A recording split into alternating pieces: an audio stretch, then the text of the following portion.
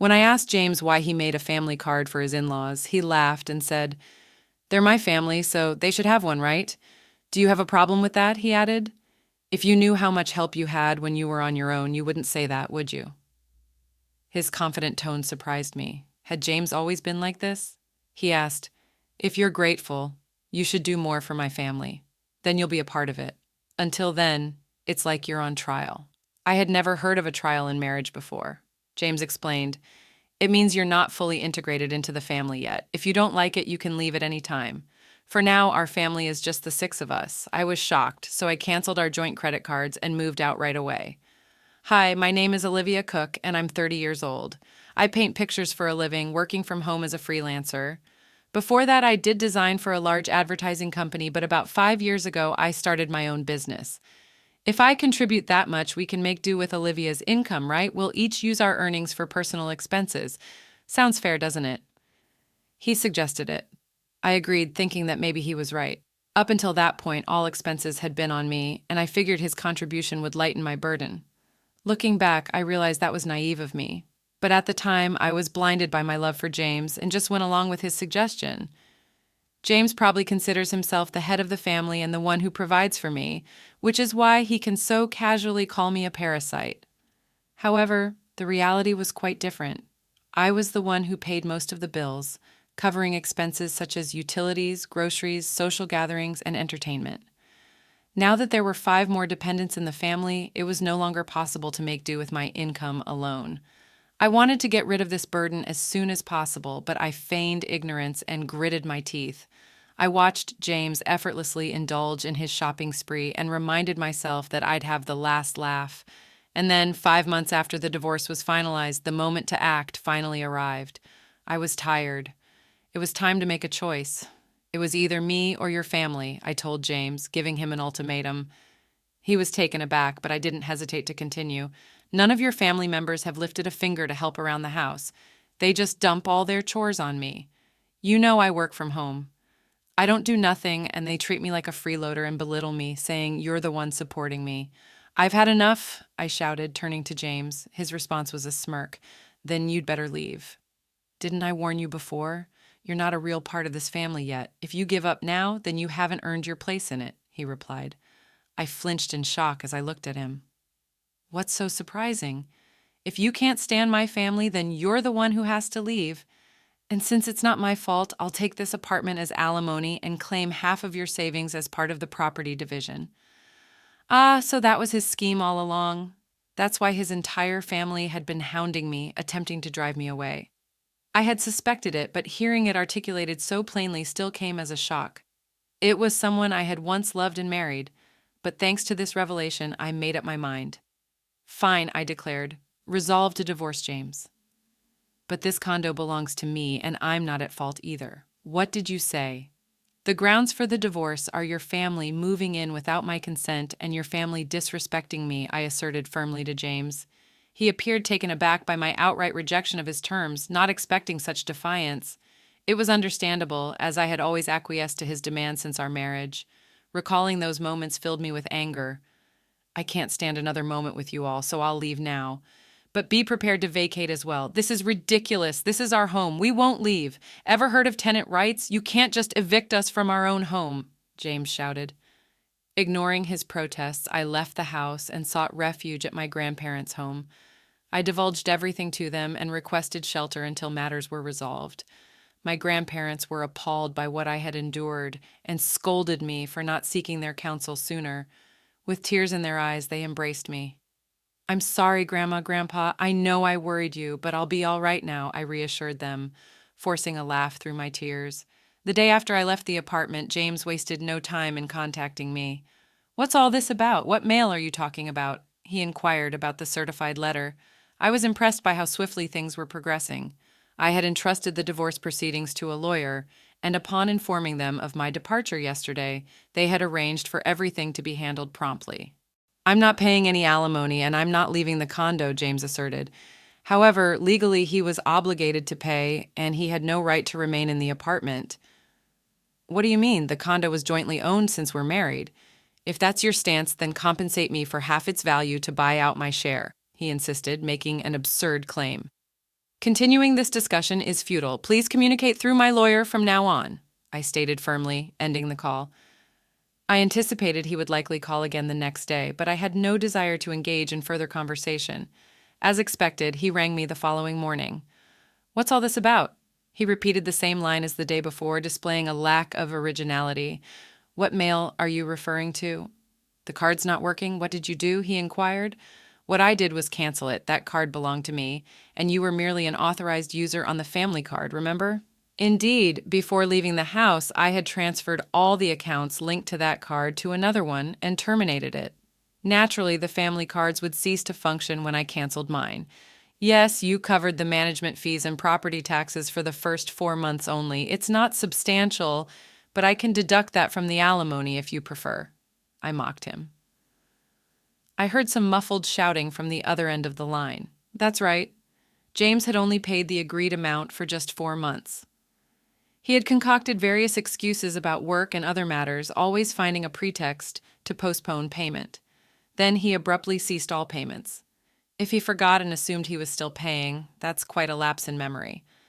But I didn't concern myself with it anymore, as severing ties with his memory held no significance to me. That's the situation. So please reimburse your share of the living expenses I've been covering. I meticulously documented our household expenditures, which I'll utilize as evidence to equitably divide our savings. It's marital property, he insisted. Yes, understood. Let's divide it accordingly, I acquiesced. He concluded the call with a reminder not to overlook it.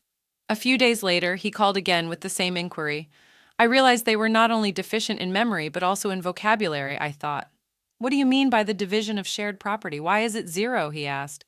You must be swimming in cash from your parents' insurance and alimony, he alleged. So that's what they assumed, I patiently clarified. My pre-marriage savings were not part of the shared property, and since we had accumulated no savings during our marriage, it naturally amounted to 0. Don't accuse me of deceit. If you doubt my honesty, why not seek advice? Henceforth, kindly communicate through my attorney. I won't engage in direct communication with you any longer.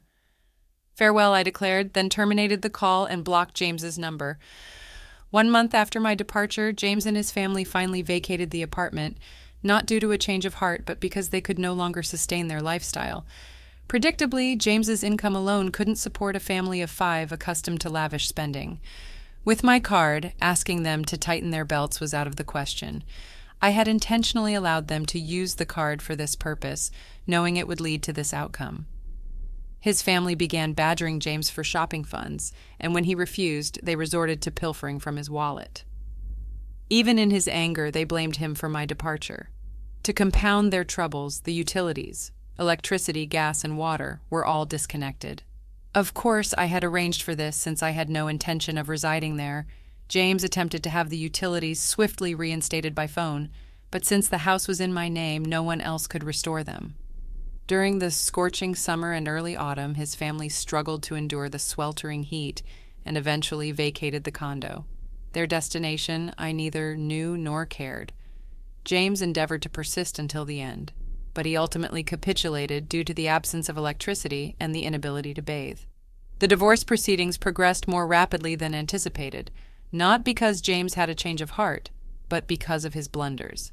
He betrayed our marriage by pursuing someone else, perhaps assuming he could swiftly remove me from the picture. He boasted about owning a luxurious downtown apartment, using it as bait to attract younger women. It's astonishing he engaged in such behavior with his family present, but it wasn't out of character for him, so they turned a blind eye. Prior to departing, I had discreetly installed cameras throughout the house, capturing all the evidence. Perhaps he underestimated me, but his disrespect was undeniable. He brought his family into my home without consent, racked up expenses on a family card, and left me with a bill. I sued him and demanded significant compensation and alimony for these transgressions. When James saw the amount, he visibly paled and begged desperately for reconciliation. However, I harbored no such intentions, aware of his inability to pay. I pressured him to borrow as much as possible from his company and seized whatever assets I could. When I threatened legal action for fraudulent use of the family car, he reluctantly agreed to my terms. I can only hope he makes diligent efforts to repay his debts. The divorce is now finalized, and I am currently residing at my grandparents' place. I haven't decided what to do with the apartment yet. While it held sentimental value as an inheritance from my late parents, given the circumstances and lack of memories associated with it, I may opt to sell it. On the professional front, my career as an illustrator is flourishing. I may soon live independently again, but for now, I'm content working from my grandparents' home. I'll continue to rely on their support for a little while longer before forging ahead with renewed determination. In the future, I'll be more discerning in choosing a partner, prioritizing qualities beyond mere attractiveness. My hope is to find a life partner with whom I can share my journey. When I got married, my folks passed away in a crash when I was little, so my grandparents raised me. But I moved back to my parents' old place in the city center for college, and I've been there ever since. I met my hubby James at this Italian joint where he worked. It was a cozy spot with good food at decent prices, so me and my work buddies went there a lot. James, the charming waiter, caught everyone's eye, including mine. He was quite the looker. The manager even joked that some folks came just to see him, and I totally got why. Can't deny I was a bit of a fan myself. He had this cool vibe that really stood out. We grew closer pretty fast, and before we knew it, folks were calling us a couple. Surprisingly, we ended up tying the knot. I don't remember much from that time. It's like I was in a bit of a fog. Next thing I knew, I was married to James, my husband. But I did love him, and I was genuinely happy about getting married. I left my job at the design company on good terms and started freelancing. James stuck with his gig at the Italian joint, working odd hours, sometimes late into the night. It got tough to juggle work, so I decided to go solo, something I'd always wanted to do. That sounds smart, Olivia. It'll be easier for you, and it's great to keep doing what you love, James backed me up. And that's how we kicked off our married life. We weren't into big flashy stuff, so we skipped the whole wedding hoopla and just signed the papers. Our families met briefly, and that was that. James went to work, and I held down the fort at home, managing chores and freelancing. Our schedules were all over the place, but we made it a point to have meals together whenever we could. It was simple, but it made us happy. I thought, yep, marriage is pretty sweet. About a year into our marriage, things took a turn for the worse. My family wants to visit. Is that cool? James asked one day. Sure, I replied. I was actually looking forward to it. I'd only had a brief encounter with James's family before, so I figured this would be a good chance to bond with them. Having lost my own parents early on, I always admired James's big family. But when they arrived, 5 of them, I was left stunned. Hey, which room's mine? His sister blurted out as soon as they stepped in. She's 35, 3 years older than both James and me, and works at a local store. Her abruptness caught me off guard. She seemed so different from the polite person I'd met before. James's 22-year-old sister was there too, but she stayed quiet, barely saying a word, just like when we first met. Following James's sister's hurried lead, I showed them to the guest room and James's parents to my parents' old room, the only one in Japanese style. I thought it'd suit them best. Once they settled into their rooms, James's sister declared, "Well, since we're all under the same roof now, you better start treating our family right." I was puzzled by her words, but when I turned to James for clarification, he simply chuckled in a way I'd never heard before. "Turns out they gave up their place and moved in here without telling me," he explained. "Sorry, our family home had to be vacated suddenly, and they had nowhere else to go. I wish he'd informed me earlier. I had assumed it was just for a day or two, not that James's family didn't hold back from the moment they moved in. All 4 of them expected me to handle everything while they did nothing, saying whatever they pleased. They made no effort to find jobs or a place of their own. When I asked about their employment, I got yet another surprise. "Oh, I quit that awful job at the supermarket," his sister confessed. She was working, but it turned out to be just a part-time gig. I'd assumed she had a full-time job given her age, but she admitted she hadn't held a steady job since high school. James's parents also had part-time jobs they gave up before moving in, and his other sister, well, she was unemployed. She claimed to be a student, but that wasn't true. "Why should I work when I'm part of a well-off family now?" she reasoned. When I asked who she was referring to, I received another startling response. "You, obviously. You received a hefty settlement and insurance payout after your parents' accident, and you don't even have a mortgage on this place. You can live comfortably without having to work," James's sister remarked, chuckling. I voiced my concerns to James when he returned home, but he erupted in a manner I'd never witnessed before. "Everyone's exhausted from being suddenly uprooted. Give them some time to recuperate, or do you want to kick out my family, Olivia?" I was stunned into silence. Then abruptly, James softened his tone. I'm sorry for yelling. It's been a tough day for me too. Can you please try to be a bit more understanding? Looking back, James was adept at manipulating situations with a blend of kindness and severity, but in that moment I failed to see it. Agreeing to endure a bit longer, the situation with James's family grew more oppressive. They treated me like a servant at home and demanded money whenever they went out. We can't even look for jobs without some cash, can we? It's only fair. But if we can't find work, we'll just keep staying here, they reasoned. Reluctantly, I handed over some money, which they claimed to have used up without any luck in the job hunt. I suspected they never even bothered to search. But pointing that out would only lead to accusations without proof, and then James's entire family would lay blame on me for hours. Sharing my concerns with James didn't solve anything. Everyone's frustrated about not finding jobs. Sorry, just bear with it a little longer. I'll have a talk with them, James would say, attempting to smooth things over. But as time passed, I felt like speaking up was futile. However, the frequency of their money requests gradually decreased, perhaps because James had a word with them, so the issue seemed to resolve itself. Of course, the money I had given them was never returned. Then, after about 2 months of enduring the situation, I noticed something alarming. Why is the credit card bill so high? Could it be unauthorized charges? Quickly checking the statement, I found that all the expenses were made with family credit cards. The purchases ranged from food and drinks to books, games, and even luxury brand bags and clothing. Each purchase was assigned a number from 1 to 6, indicating that 6 family credit cards had been issued. These credit cards were under my name, with James using them. The family cards make handling this better, and it's easier to manage payments, right? Can I trust it to you? He had asked, and I ended up taking charge of them. However, it turned out scam-like cards had been issued without my knowledge. James stopped requesting money because they could now make credit card payments and withdraw cash. When I confronted James about why he made family cards for his in-laws without consulting me, he chuckled and replied, "Well, you complain when they say they're broke, so what else could I do? Plus, you know who supported you when you were alone, right? Can you really speak like that to the important family of your benefactor?" His bold tone left me speechless, unlike anything I'd heard before. "If you're thankful, you should do more for my family. Then I'll accept you as part of the family too. Until then, think of it like you're still in a trial period," he continued. "I've never heard of a trial period in marriage before." Seeing my silence, James pushed on. "This means you're not officially part of the family yet. If you're not okay with it, you're free to leave anytime. Right now, it's just the 5 of us in our family." "Useless freeloaders, leave," he concluded. That's when I realized James's true character. I felt like all the color drained from my face.